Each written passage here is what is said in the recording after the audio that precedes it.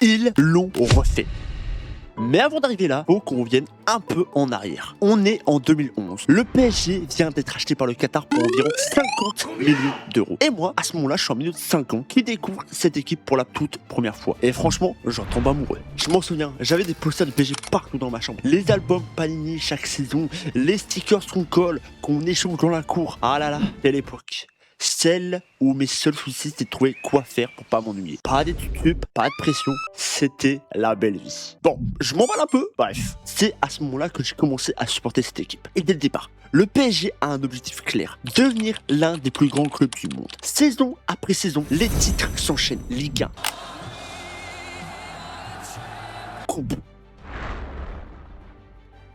Mais il y a une compétition qui leur résiste, une seule, la Ligue des Champions. Et cette compétition, elle va devenir une obsession, pas juste pour le club, ah non, pour nous, les supporters aussi. Parce que le PSG, il met les moyens. En 2017, il lâche 222 millions d'euros pour faire venir Neymar, le transfert le plus cher de l'histoire du football. Puis arrive Mbappé.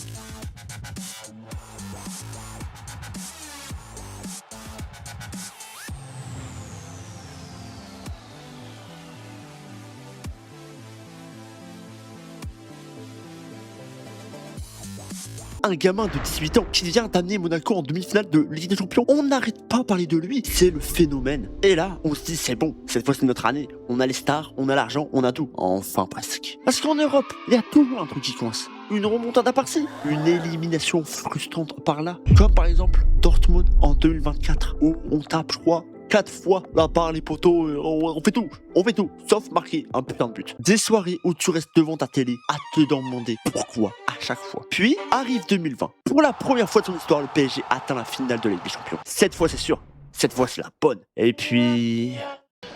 Here's Kimmich. Here's the chance for Koeman. And there's the opening goal of the Champions League final. And it's the best. Kingsley Coman, un ancien du PSG. Évidemment, la défaite fait mal. Longtemps. Mais pour la première fois, on l'a touché du doigt cette coupe. Et malgré tout, le PSG lâche pas. Et nous non plus. Les saisons continuent, les entraîneurs changent, Pochettino, Galtier, et entre 2021 et 2023, le PSG entre dans une période complètement folle. Lionel Messi débarque à Paris. Oui, Messi, le meilleur joueur de l'histoire selon beaucoup. Sauf que ça se passe pas du tout comme prévu. Il arrive diminué, galère à s'adapter, sportivement, c'est une déception totale. Et c'est pas tout, parce que c'est tout. Bon, ça va, tu vois. Non. Il y a aussi Neymar qui enchaîne les blessures. Et en plus de ça, la cerise sur le gâteau, des tensions explosent dans le vestiaire. Mbappé veut partir, reste, veut repartir. Chaque semaine, une nouvelle rumeur. Parfois, j'avais l'impression de regarder une série Netflix plutôt qu'un club de foot. Les médias, ils se régalaient. Chaque semaine, il y avait un nouveau drama. C'était Punisher Prime. Simplement. Et malgré cette armada de stars, les résultats européens restent décevants. Et une question s'installe dans toutes les têtes. Le PSG gagnera-t-il un jour cette compétition? Puis vient l'été 2023. Messi s'en va. Neymar aussi. Et là, honnêtement, j'ai un doute. Je me dis, et maintenant, qu'est-ce qui va se passer? Mais le PSG fait quelque chose d'inattendu. Il arrête de courir après les stars. Luis Enrique arrive sur le banc avec une idée simple. Le collectif avant tout. Peu importe ton statut, si t'es pas dans le projet, t'as pas ta place. Et il le fait comprendre à tout le monde, même à Kylian Mbappé. La relation entre les deux devient le feuilleton de la saison 2023-2024. Mbappé annonce son départ. Luis Enrique prend des décisions fortes. Le message est clair. Personne n'est plus grand que le collectif. L'été 2024 arrive, Mbappé rejoint le Real Madrid et une nouvelle fois le doute réapparaît.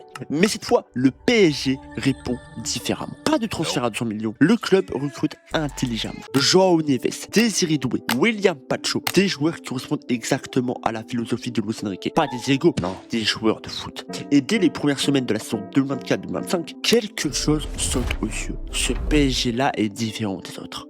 L'équipe presse ensemble, défend ensemble, attaque ensemble. On sent qu'un vrai groupe est en train de naître. Mais tout n'est pas parfait. En Ligue des Champions, le début de campagne est compliqué. Et après une défaite dans les toutes dernières secondes contre l'Atlético Madrid, le PSG se retrouve 25e. À ce moment-là, on se dit tous la même chose. Pas encore. Puis arrive Manchester City. La victoire n'est plus une option, c'est une obligation. Et pourtant, Paris encaisse 2 buts en 3 minutes. Mais ce PSG-là, il se relève. Il a un mental. Il a évolué. Dembélé sonne la révolte. Puis Barcola enflamme le parc. Et là, tu sens que quelque chose bascule. C'est pas un but, c'est un signal. Car à la fin, le PSG gagne 4-2. 2. C'est le match déclic. La machine est lancée pour de vrai. Les victoires s'enchaînent en Ligue des Champions. Et en Ligue 1, toujours invaincu. Puis viennent les barrages. Le PSG termine 15e et doit affronter Brest. Sur le papier, l'affiche fait sourire. Le club le plus riche de France contre une équipe de Bretagne. Sur le terrain, c'est véritablement un massacre. 3-0 à l'aller, 7-0 au retour. C'est pas une qualification là, c'est une démonstration que le PSG n'est plus comme avant. Et là, une évidence s'impose. Ce PSG est prêt. Les huitièmes, les quarts, les demi, Liverpool, Aston Villa, Arsenal. Chaque obstacle est surmonté. Chaque fois qu'on pense que ça va craquer, ce PSG répond.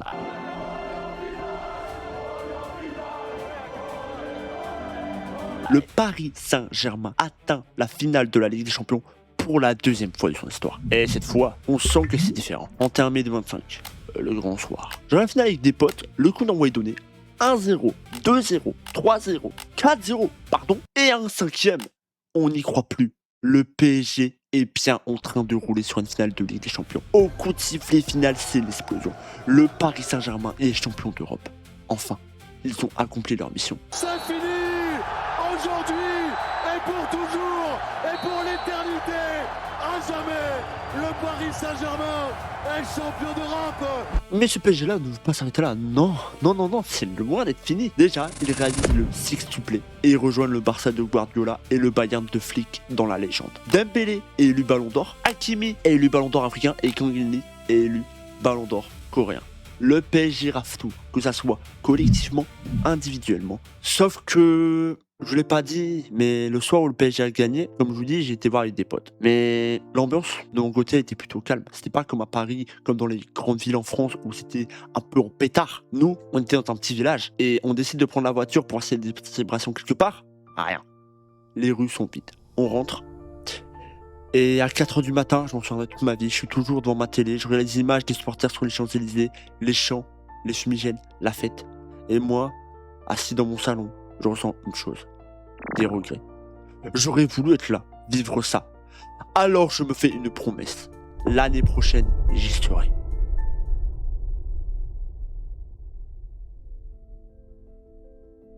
« 28 avril 2026. Le PSG est en demi-finale de Ligue des Champions encore contre le Bayern Munich. Après une victoire 5-4 à l'aller et 1-1 au retour, Paris revient en finale. We are back. Et là, je me rappelle de moi il y a un an, assis dans le salon chez mes potes, à regarder les Champs-Élysées à la télé. Cette fois, je veux pas faire la même erreur. Je contacte mon pote, je lui dis qu'il faut y aller et il me propose un deal. Je dois le convaincre d'avoir la finale et je dis oui sans hésiter. Ni une, ni deux, vu qu'on est dans un conte de fées. Je prépare un diaporama pour le convaincre. Je le fais en live, ça marche. Il est con.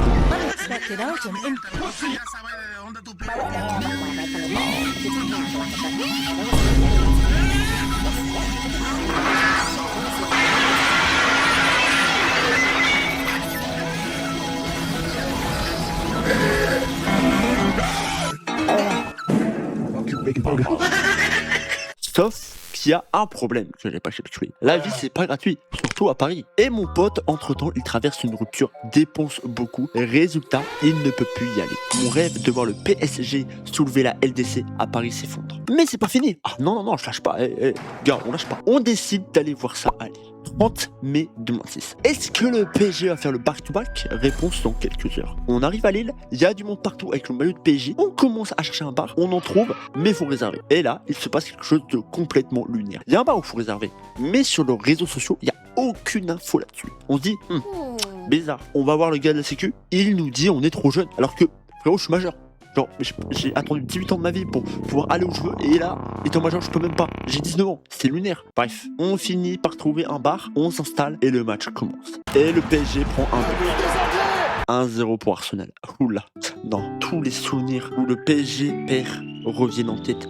Toutes ces éliminations, année après année, reviennent dans ma tête à ce moment-là. Attention! Par-dessus! Non! Possible! C'est pas possible! C'est pas possible! C'est pas possible! Jamais Gigi. Le ciel vient de tomber sur la tête du Paris Saint-Germain. Here's Kimmich. Here's the chance for Koeman. And there's the opening goal of the Champions League final. And it's the...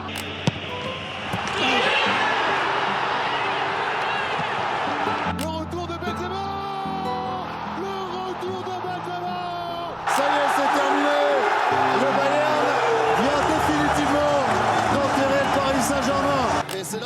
chemin.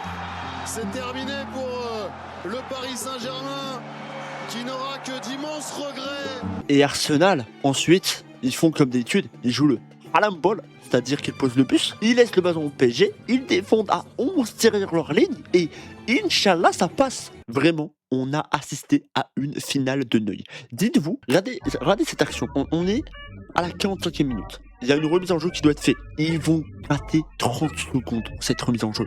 Et l'arbitre, lui, tellement il en a marre, il siffle la mi-temps. Pour vous dire à quel point, vraiment, c'était le Haaland Ball. C'était pas possible à regarder. C'était horrible. Mais le PSG s'acharne. Et oui, parce que, je vous l'ai déjà dit précédemment, ils ont plus le même mental. Ils poussent, ils insistent et ils finissent par égaliser grâce à Dembouz. Putain, Dembélé, ballon d'or. Il va rechercher son ballon d'or, s'il vous plaît. S'il vous plaît. Bref, Dieu merci, le football est sauvé. Prolongation, puis tir au but. Et à un moment, si Arsenal rate ce tir au but, le PSG est champion. Et oui, ils l'ont refait. C'est la furie dans les rues de Lille. C'est la fête, c'est en pétard. Il y a 2 ans, le PSG n'avait aucune Ligue des Champions. Aujourd'hui, ils en ont 2. Back to back.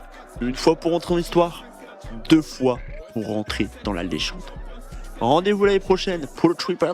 Le Lucho Ball continue. Et amis supporters parisiens, n'hésitez pas à vous abonner. Merci à vous. On baisse en Champions League. Madame c'est la Champions League. Foxy fait pas de massif. On baisse en Champions League. Madame c'est la Champions League.